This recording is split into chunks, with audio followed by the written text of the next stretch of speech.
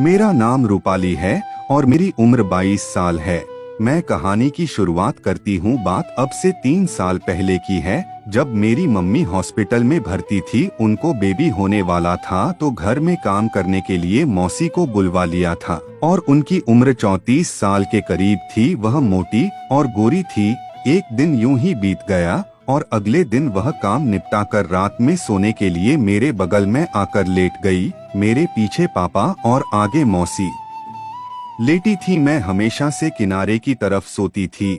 मैंने मौसी से कहा, आप बीच में आ जाओ, मैं किनारे पर सोती हूँ वरना मैं सो नहीं पाऊंगी। मौसी मान गई। मौसी थोड़ी मोटी है तो उन्हें सोने के लिए ज्यादा जगह चाहिए होती है। शायद इसी कारण वो पापा के करीब तक पहुँच गई। फिर मौसी कुछ देर तो लेटी रही, फिर वो करने गई और 5 मिनट के बाद वापस आई तो उन्होंने मम्मी की मैक्सी पहन रखी थी। वह साड़ी बदल कर आई थी और वह अपनी जगह में लेट गई। वो लगभग सोने वाली ही थी, तभी मुझे मौसी की हल्की सी आवाज सुनाई दी। वह कह रही थी कि थोड़ा हाथ हटाइए। मैंने चुपके से देखा तो पापा का हाथ उनकी कमर पर रखा था। पापा ने हाथ हटा लिया। थोड़ी देर बाद वह फिर बोली, यह सब क्या है जीजा जी, आप यह क्या कर रहे हैं? बार बार की आवाजों से मेरी नींद खराब हो गई थी। मैं ध्यान से देखने लगी क्या हो रहा है। कुछ ही देर में पापा ने अपनी टांग आगे करके मौसी को फंसा लिया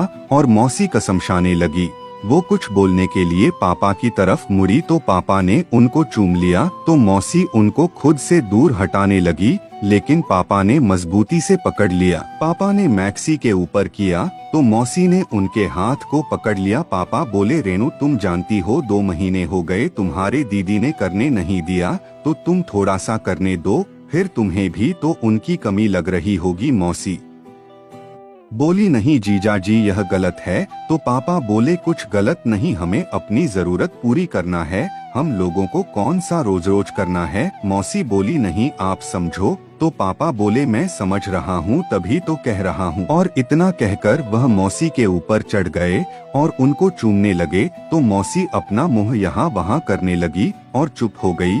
पापा ने उनको चूमना जारी रखा। अचानक से मौसी पापा के साथ किस करने लगी। पापा ने मैक्सी को पूरा उठा दिया और वह उनका हाथ पकड़ने लगी। पापा बोले, हाथ हटाओ। तो मौसी बोली थी, आपका वह इतना बड़ा है? तो पापा ने पूछा कि तुम्हें किसने बताया? तो मौसी बोली, दीदी ने बहुत पहले बताया था कि उनका काफी बड़ा है, मैं तो झेल नहीं पाती, ऊपर से काफी देर तक करते हैं। पापा हंसे और बोले कि वैसे रेनू तूने पहले किया है। मौसी बोली, मतलब? पापा ने कहा कि तुमने पीछे से किया है क्या? मौसी बोली, हाँ वो अक्सर करते हैं।